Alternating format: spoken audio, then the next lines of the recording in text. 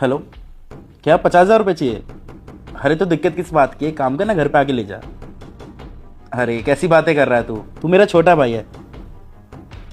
चल ठीक है, आजा फटाफट।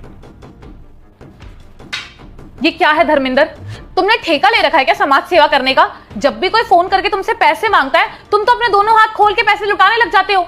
और मुझे ना एक बात बता दो धर्मेंद्र, आज कौन से जन्म का कर्जा देना है तुम्हें तुम्हारे भाई को?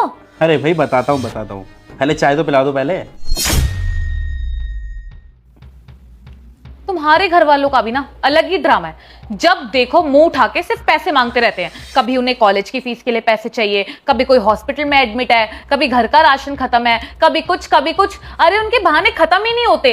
तुम्हारा दिमाग खराब हो गया है क्या? तुम उन्हें ऐसे पैसे देते रहोगे तो उनका मुंह खुलता रहेगा हमेशा, वो तुमसे हमेशा पैसे मांगते रहेंगे।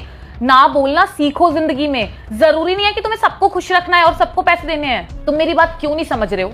वो लोग सिर्फ और सिर्फ तुम्हारा फायदा उठा रहे हैं और कुछ नहीं। मुझे एक बात बताओ, बुरे वक्त में अगर मैं काम नहीं आऊंगा तो कौन काम आएगा? जब देखो ना वो बस पैसे मांगते रहते हैं। अगर तुम उन्हें इसी तरीके से पैसे देते रहे ना तो ज्यादा देर नहीं लगेगी। कुछ दिनों बाद ना हम तुम्हें सड़क पे दिखाई देंगे, भीख मांग रहे होंगे सड़क पे। हमारे फ्यूचर का क्या होगा यार? बस अब ना बहुत हो गया धर्मेंद्र। अब मैं तुम्हें तुम्हारे घर वालों को ना एक पैसा और देने नहीं दूंगी। फालतू में पैसे वेस्ट नहीं करने दूंगी। जितना देना था ना तुम दे चुके हो। बस आने दो तुम्हारे भाई को। जब वो इस घर में आएगा ना तो उसकी ऐसी बेइज्जती करूंगी कि वो वापस ना इस घर में कभी पैसे मांगने आ ही नहीं पाएगा। उसे खुद को शर्म आएगी घर में आते हुए, तुम देखना। अरे अब तुम्हारा बोलना हो गया हो तो मैं भी कुछ बोलूं? 50,000 बहुत बड़ी रकम होती है। और मैं तुम्हारे सामने इतने गुस्से में बैठी हुई हूँ और तुम हो कि आराम से हंस रहे हो। हाँ, क्योंकि मेरे भाई को पैसे नहीं चाहिए, पैसे तुम्हारे भाई को चाहिए, वो भी पूरे 50,000 रुपये। ठीक है, अब तुमने मेरे को मना कर दिया तो मैं भी उसे फोन करके मना कर देता हूँ। और वैसे भी यार मैंने कोई पैसों का पेट थोड़ी लगा रखा है कि तोड़े और दे दिए। क्या? सॉरी धर्मेंद्र, प्लीज मुझे माफ कर दो। वो तो बस मैंने ये सब ऐसे गुस्से में आके बोल दिया। मुझे ना गलत फहमी हो गई थी। ये क्या साक्षी, तुम्हारे भाई का नाम आया तो तुम्हारा गुस्सा शांत हो गया? हाँ, एक बात बताऊं, मैंने कभी भी तुम्हारे परिवार और अपने परिवार में ना अंतर नहीं करा है।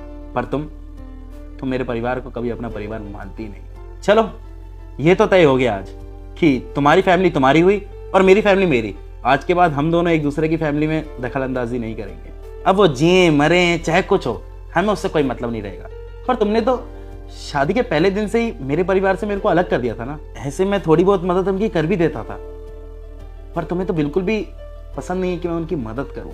हाँ, एक बात बताऊं साक्षी, तुम्हारी जैसी लड़की ना घर परिवार को तोड़ देती है। धर्मेंद्र देखो, प्लीज मुझे माफ कर दो। आई नो मुझसे बहुत बड़ी गलती हो गई है, लेकिन बस एक आखिरी चांस। मैं कभी नहीं करूंगी ऐसे। प्लीज मुझे माफ कर दो ना, प्लीज। साक्षी, अभी तुम्हारे भाई को पैसे चाहिए इसलिए तुम माफी मांग रही हो। अगर तुम्हारे भाई की जगह अगर मेरे भाई को पैसे चाहिए होते ना तो तुम मेरा जीना आराम कर देती। धर्मेंद्र मैं सच बोल रही हूँ, मुझे ना अपनी गलती का एहसास हो गया है। नहीं साक्षी, तुमने कोई गलती नहीं करी है, बल्कि तुमने तो मुझे आईना दिखाया है कि मैं सबकी मदद करता हूँ और सब मेरे अच्छे होने का फायदा उठाते हैं, मेरे भोलेपन का फायदा उठाते हैं। अरे पत्नियां हमेशा ठीक होती हैं, बेवकूफ होते हैं वो पति जो अपनी पत्नियों की बात नहीं मानते। अब देखो ना, मैं तुम्हारी आज से सारी बातें मानूंगा और किसी को भी कोई पैसे वगैरह नहीं दूंगा, ना किसी की मदद करूंगा, ना किसी से मतलब रखूंगा। और मेरे साले ने मेरे से पैसे मांगे ना अभी 50,000 रुपये, अब मैं उसे 50 पैसे तक नहीं दूंगा। अब तुमने दो परिवारों के बीच में दीवार डाल ही दी है तो दीवार ही सही।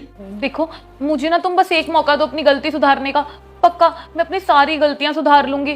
पर धर्मेंद्र प्लीज तुम ऐसे मेरे साथ गैरों जैसा बिहेव मत करो, मुझे बिल्कुल भी अच्छा नहीं लग रहा। मैं पक्का प्रॉमिस करती हूँ, मैं तुम्हें और तुम्हारी फैमिली दोनों को बहुत खुश रखूंगी। हम ना कल ही चलेंगे तुम्हारे मम्मी पापा के पास, हम वहीं शिफ्ट हो जाएंगे, हम उनके साथ खुशी खुशी रहेंगे। और ना मैं उन्हें पक्का बहुत खुश रखूंगी धर्मेंद्र। मैं अपने बहू होने का पूरा फर्ज निभाऊंगी। चलो साक्षी, तुम्हें वक्त रहते अपनी गलती का एहसास हो गया, मेरे लिए यही काफी है। क्योंकि कई बार इंसान को ना अपनी गलती का रियलाइज जब होता है जब वक्त हाथ से चला जाता है। मुझे बहुत अच्छा लगा कि तुमने अपनी गलती की माफी भी मांगी और तुम्हें अपनी गलती का एहसास है। पर हाँ, और मैं बहुत ज़्यादा एक्साइटेड हूँ अपने परिवार के साथ मिलजुल के रहने के लिए। और हाँ, तुम्हारे भाई ने मुझसे 50,000 रुपये मांगे ना, कोई बात नहीं, मैं उसको दे दूंगा। मैं तो उसे वैसे भी दे ही देता। वो तो मैंने एक तरीका अपनाया था जिससे तुम्हें शायद अपनी गलती का एहसास हो जाए, और मुझे बहुत खुशी है कि वो तरीका काम आ गया और तुम्हें अपनी गलती का एहसास